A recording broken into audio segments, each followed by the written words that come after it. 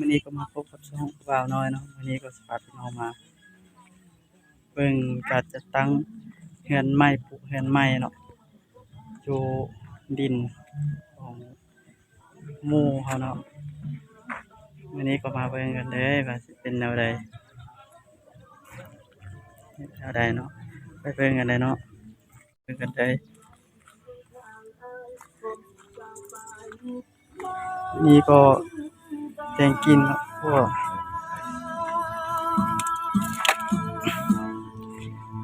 เป็นยังบุญของอายหลายครั้งเด้อลาที่ได้เจ้ามาเป็นคู่ชีวิตในตอน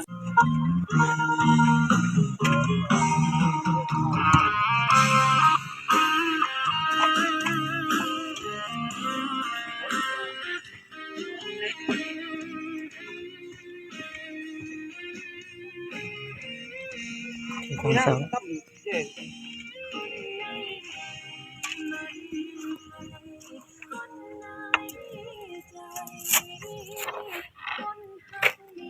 บุเลยใส่โอ้แม่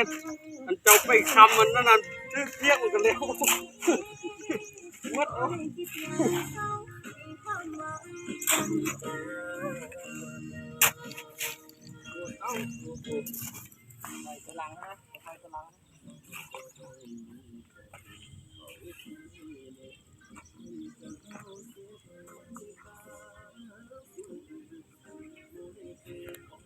จับอยู่สิรถนะเหยียบตีนมันไว้โจรมันเล็กเกินไหมนะ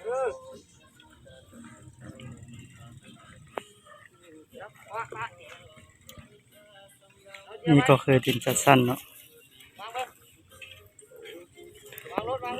ห้องน้ำห้องสร้าง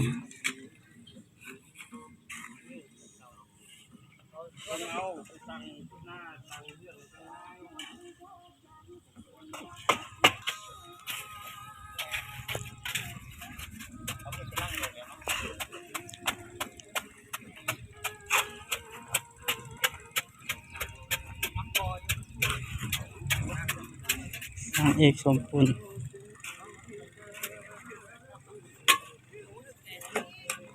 โอ้น้ำแห้งมาแล้ว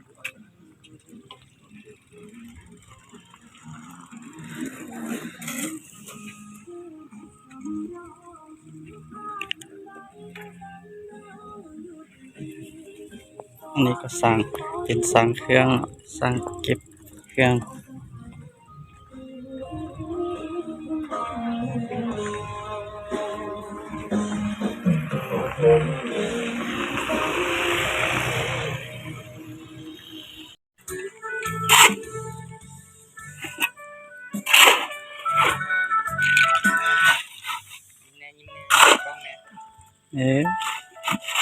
เนาะเดี๋ยวนี้ก็สำเร็จแล้วเนาะ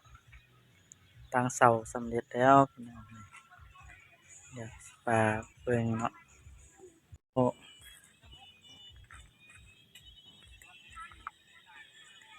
สำเร็จ12ต้น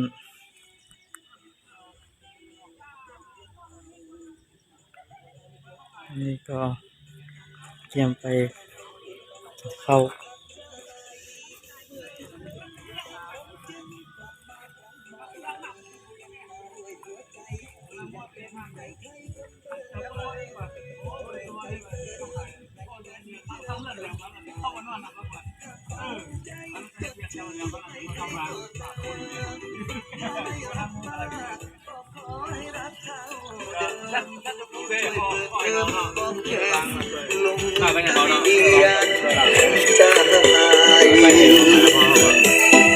ห้าก็ได้คนดูดูแล้วผมบอกมาเมื่อคืนนี่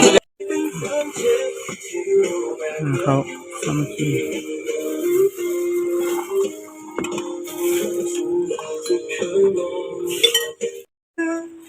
มาเอาละเที่ยวเลยต้นแรกนี่โน่นรับดีทางเก็บเอวมาสักจ้อย